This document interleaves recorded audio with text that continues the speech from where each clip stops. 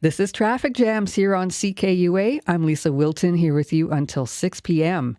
It's Tuesday, October 17th, and tonight is the first night of an almost month-long run for Theatre Calgary's latest production, Made in Italy.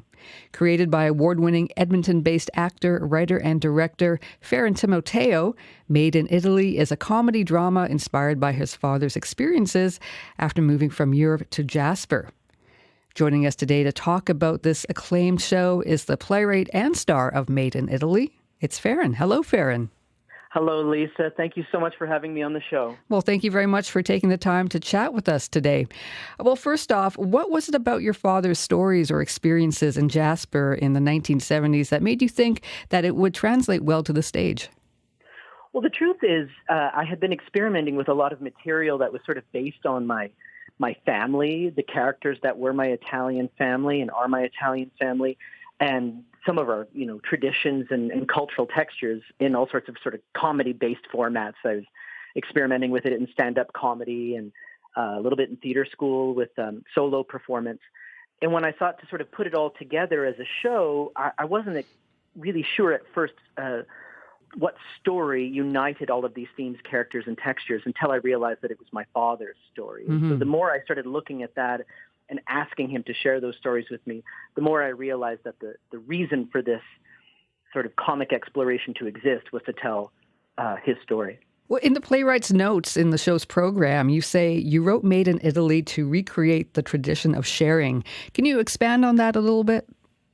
Yeah, when I was young, we had this amazing dining room at my grandmother's house, and every week we would have these gigantic dinner parties where my family would gather, neighbors, priests, nuns, friends, and she'd make these incredible meals, and we'd sit together all night and not only indulge in this amazing food, but it would be this presentation of really vibrant, eccentric, hilarious, and wonderful characters. I think I grew up not really realizing I was Italian until that tradition was gone. People passed away, people fell apart, traditions changed, and I missed it.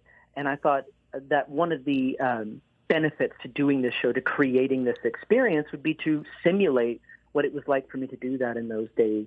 And that was especially potent as an idea following the pandemic. I just wanted us all to feel together again and share a laugh and a glass of wine. Have family members seen the show, and what do they think of it if they have seen it?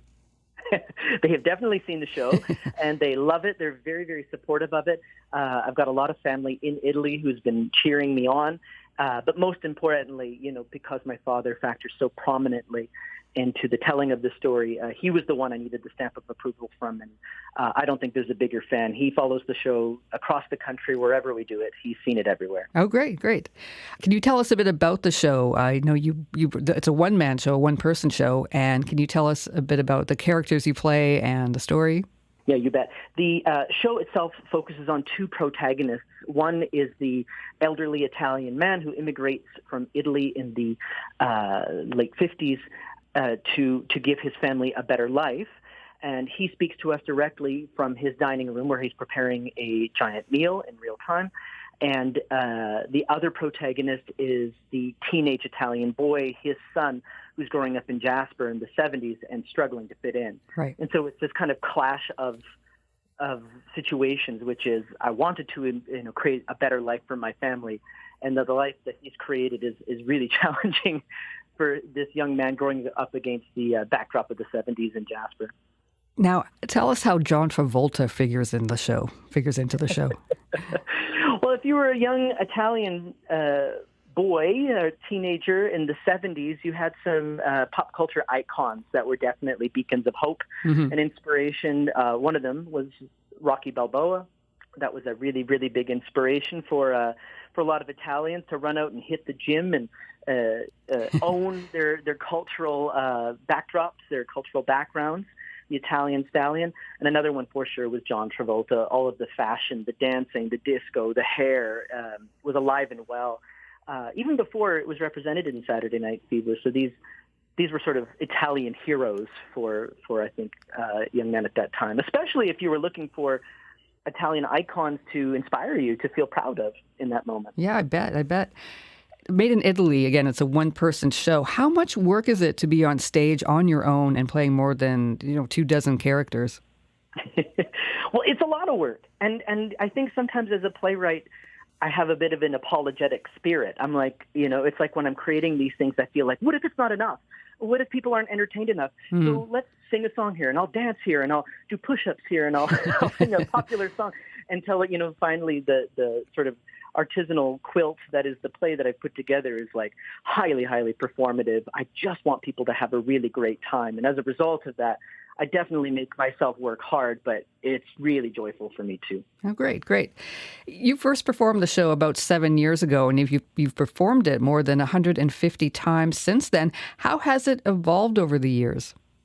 Well, I think in one way that it's evolved is that I've really settled into it. In those days, when we debuted it for the first time, I mean, as you say, it's 2 hours by myself on stage with an intermission, and I was just terrified that I was going to forget my lines or screw up my choreography.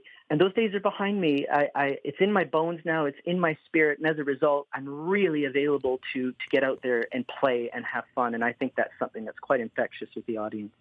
Yeah, and I imagine that because you don't have other actors to bounce off of on the stage, you really need the audience to sort of give something back. Yeah. You're absolutely right. It is my favorite thing about this show is that it's very, very connected to the audience. I feel like they're a character in it. And that goes back to the idea of sharing, which was that these people were invited to our dinner table to participate and interact with the experience of being together as a family. And I feel like the audience and I do that during Made in Italy. Made in Italy obviously centers on kind of the Italian experience, the Italian-Canadian experience, or the Italian immigrant experience. But how does it resonate with others?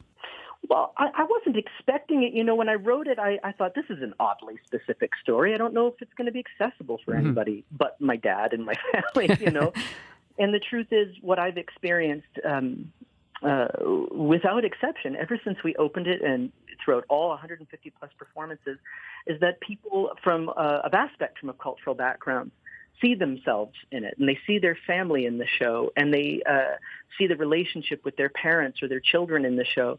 And I find that they're able to empathize and relate and maybe even therapeutically explore certain things that they've been dealing with in their own lives.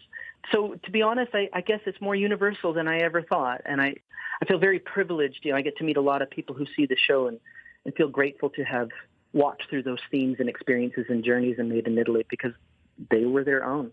Oh, great. Well, thank you again, Farren, for taking some time to tell us about this show. My pleasure, Lisa. Thank you for having me on. You're welcome. That was Farren Timoteo, creator and star of Made in Italy. The show is presented by Theatre Calgary in conjunction with Alberta Theatre Projects and runs October 17th through November 11th at the Martha Cohen Theatre in Arts Commons. For tickets and more info, go to theatrecalgary.com.